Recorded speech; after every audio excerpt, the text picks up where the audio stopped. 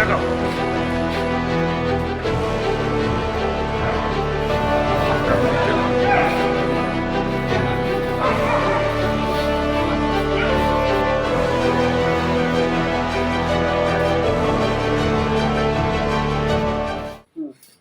400 টাকা দেওয়ার পরে কালকে আমার নাপিত বিল যাইতে বলছে।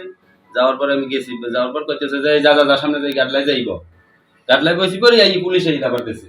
তারপর আমরা চলে গেছি, যাওয়ার পরে এরপরে আজকে আবার ফোন দিয়ে কইতেছে কি তোর টাকা নিবি না, মাল নিবি না, মাল নিবি না। মামুন আমার ফোন দিয়ে কইছে, আমার মোবাইলে থাকলে আমরা দেখতে পারতাম যে খায়রুল, সজীব, মামুন এই তিনজন তো আমি চিনি যাই।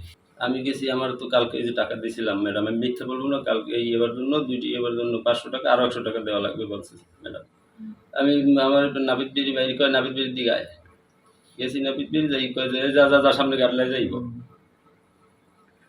এই যে কালকের যে ঘটনা, আজকে আবার ডাকছে যে কই নিবি না, মামলা চাই। কি ডাকছে? মামুন আগে খাইছি, এরপর আবার ডাকা নিয়ে ফ্যামিলি দিয়ে আটকাই রাখছে যে আসতে দেয় না বাড়িতে। এরপর তো আবার আসছি এই যে।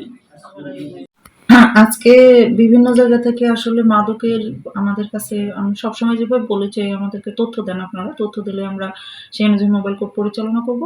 তো আজকে আমরা বেশ কয়েকটা সোর্স থেকে 2-3টা স্পটের মাদকের কথা জানতে পেরেছি যে এখানে মাদক সেবন এবং মাদক হস্তান্তর হচ্ছে এই অবস্থা। তো সেই স্পটগুলোতে আমরা উপজেলা প্রশাসনের পক্ষ থেকে এবং সহকারী কমিশনার ভূমি এবং তার অন্যান্য টিমের সদস্যবৃন্দ সহ আমরা অভিযান পরিচালনা করেছি এবং আমরা 2টি স্পট থেকে 2জনকে আটক করতে পেরেছি। এর মধ্যে মঠবাড়ি ইউনিয়নের ইন্দ্রপাশা থেকে যাকে আটক করা হয়েছে তার কাছে 31 পিস ইয়াবা আমরা পেয়েছি।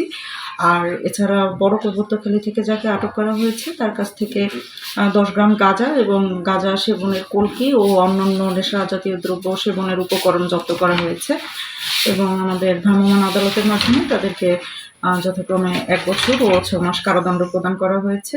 সাথে একজনকে 5,000 টাকা অর্থদণ্ড এবং অন্যজনকে 400 টাকা অর্থদণ্ড প্রদান করা হয়েছে। আমাদের এই অভিযান অব্যাহত থাকবে এবং ইনশাল্লাহ মাদকের তথ্য পেলে মাদকের বিষয়ে উপজেলা প্রশাসনের ভূমিকা একদম স্পষ্ট। আমরা এখানে কোনো টলারেন্স শো করব না।